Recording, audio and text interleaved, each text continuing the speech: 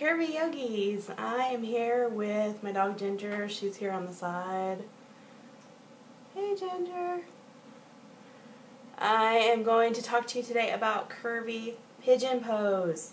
I get a lot of requests for pigeon, so I'm going to show you several different options. Some of which you could do if you're in class, and then some of which you could do if you're at home.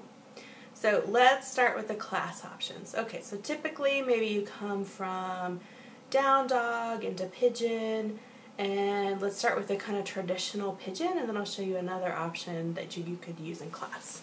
So come back to my mat. I'm going to flip into pigeon. So the first thing I like to do is kind of just move my heel forward so I have my shin a little bit more parallel to the front of the mat, but you could tuck it in, depends on what feels good for you.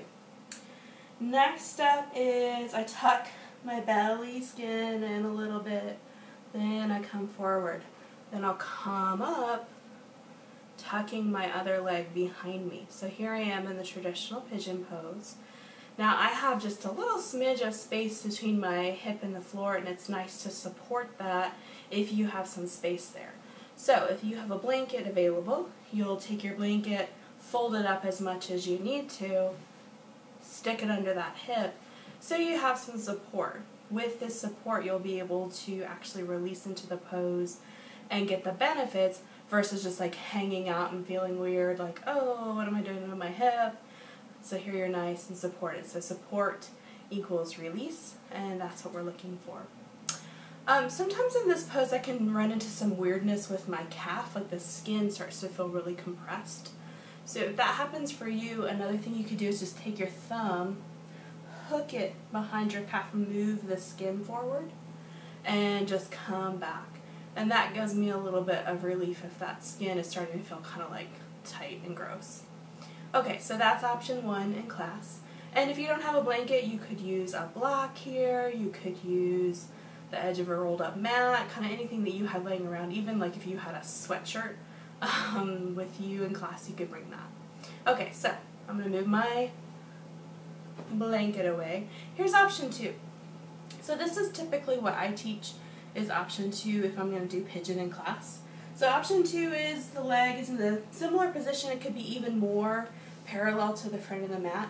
Then your other leg comes behind you. So it's a bit behind me. It's roughly parallel to the vertical edge of the mat here, but it could be in any number of positions that feels okay for your knee. Sometimes giving it a little more space also feels comfy in the hip.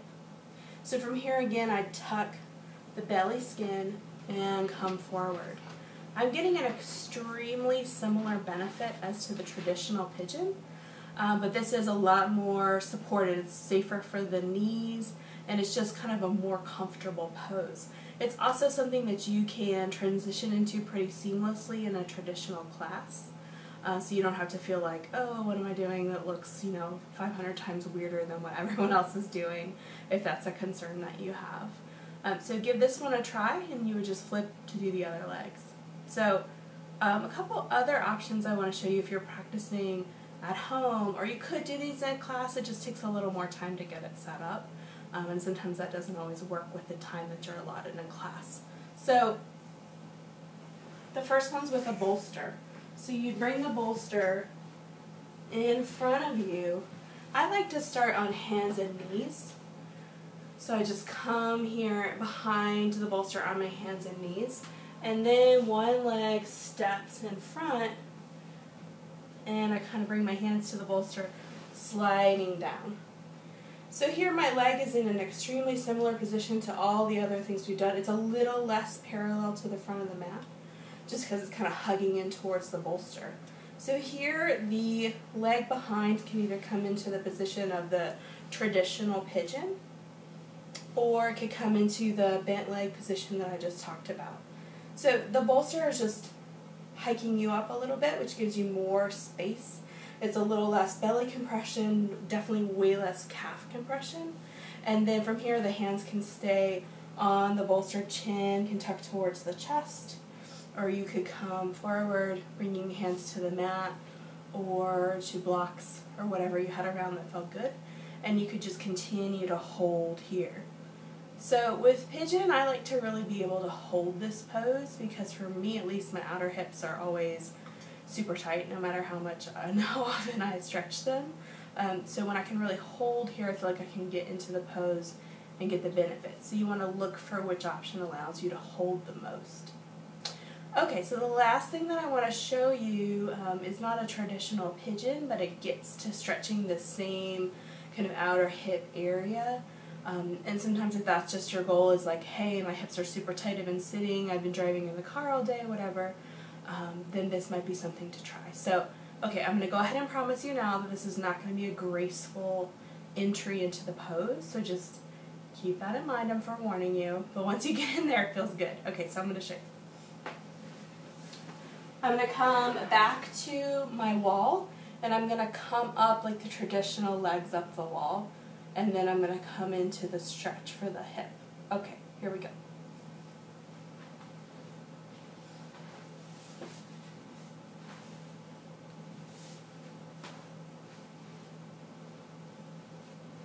So here I am, woo, legs are up the wall, and once I get situated, I'm going to cross one foot over the other leg. So this can come either below the knee or right above the knee. You could take your hand to move it down a little bit, and you can hold right here.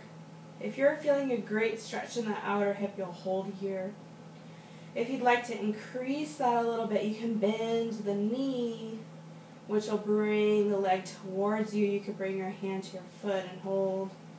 Just continuing to move here till you get to a place that feels comfortable.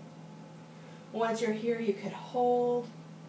You could also experiment with rocking a little bit to the opposite side, which will give you a nice stretch, and then slowly come back to center. Then you'll do the other side, of course, and then when you're ready to come out, you'll come out super gracelessly, I'm sure, like I just did, but the pose feels great, and it's a nice option, especially if you have some time at home. Okay, so I hope that helped. I can't wait to hear your pigeon options because this is a wonderful pose, and it's nice to find stuff that feels good for you. Hope you all are having a great day and enjoying the new resources on the site. Talk to you soon.